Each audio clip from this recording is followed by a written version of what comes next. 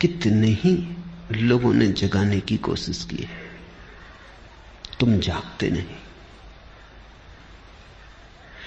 आदमी का झूठ को पैदा करने का अभ्यास इतना गहरा है कि वो बुद्ध के आसपास भी, बुद्ध भी मौजूद हों जगाने को, तो उनके आसपास भी अपनी नींद की सुविधा जुटा लेता है।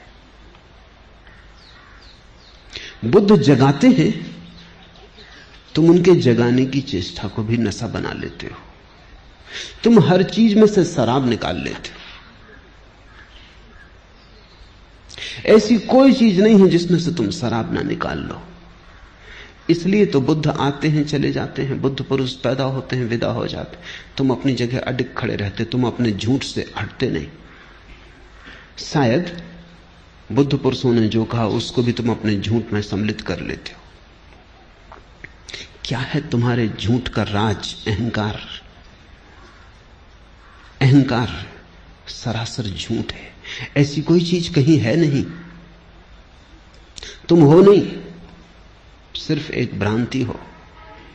है तो पूर्ण, सारा अस्तित्व इकट्ठा है। यह भ्रांति है कि तुम अलग हो। कल ही एक मित्र से मैंने कहा कि अब जागो,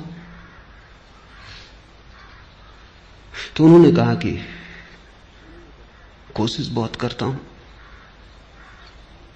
मन निंदा से भी भर जाता है, अपने प्रति अपराधी भी मालूम होता हूं, बेईमान भी मालूम पड़ता हूं, क्योंकि जो करना चाहिए मालूम है, समझ में आता और नहीं कर रहा हूं। तो मैंने उनसे कहा तुम एक ही कृपा करो, ये करने का ख्याल छोड़ दो, क्योंकि उसने पैदा किया, वही श्वास ले रहा है, तुम करना भी उसी पे छोड़ दो। उन्होंने कहा कि जन्म उसने दिया, इतना तक तो मैं मान सकता हूं, लेकिन बाकी और काम वही कर रहा है, ये नहीं मान सकता। ये तो मैं मान ही नहीं सकता कि बेईमानी भी वही कर रहा है। अभी थोड़ा सोचने जैसा है। हमें भी लगेगा कि बेचारा धार्मिक बात तो कह रहा है ये व्यक्ति, कि बेईमानी कैसे परमात्मा पे छोड़ दूं, लेकिन नहीं, सवाल ये नहीं है। अहंकार, ये कोई परमात्मा को बचाने की चेष्टा नहीं है कि परमात्मा पे बेईमानी कैसे सौंप दूं, ये भी अहंकार को बचाने की चेष्टा है। ध्यान रखना, जब बेईमानी तुम करोगे तो ईमानदारी भी तुम ही करोगे।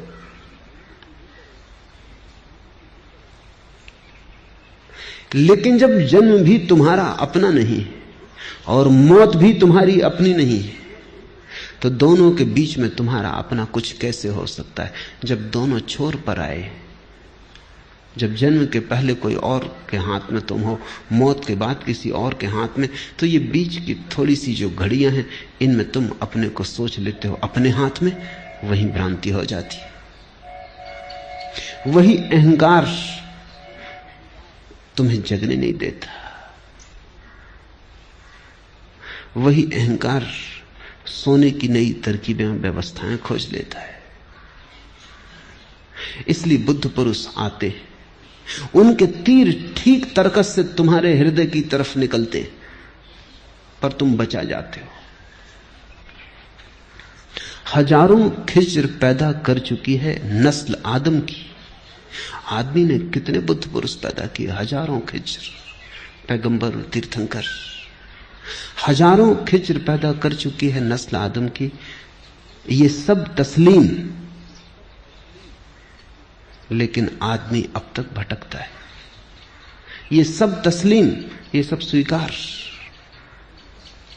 कि हजारों बुद्ध पुरुष हुए, पर इससे क्या फर्क पड़ता है? आदमी अब तक भटकता है। आदमी भटकना चाहता है? कहता तो आदमी यही है कि भटकना नहीं चाहता। कहते तो तुम मेरे पास यही हो, शांत होना चाहते हैं, सत्य होना चाहते हैं, सरल होना चाहते, लेकिन सच में तुम होना चाहते हो, या कि सरलता के नाम पर तुम नई जटिलता खोज रहे हो, या सत्य के नाम पर तुमने नए झूठों की तलाश शुरू की है, या शांति के नाम पर अब तुमने एक नया रोग पाला। अब तुम शांति के नाम पर अशांत होने को उत्सुक हुए। साधारण आदमी अशांत होता है सिर्फ, शांति की तो कम से कम चिंता नहीं होती।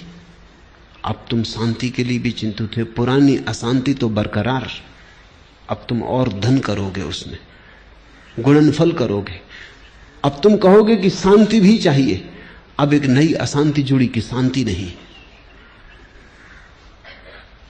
झूठ तो तुम थे, अब तुम कहते हो सत्य खोजेंगे।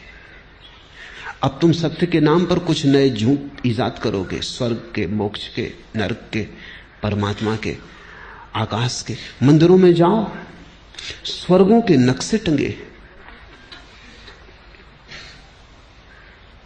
पहला स्वर्ग, दूसरा स्वर्ग, पहला खंड, दूसरा खंड, तीसरा खंड, सचखंड तक नक्शे टंगे हुए।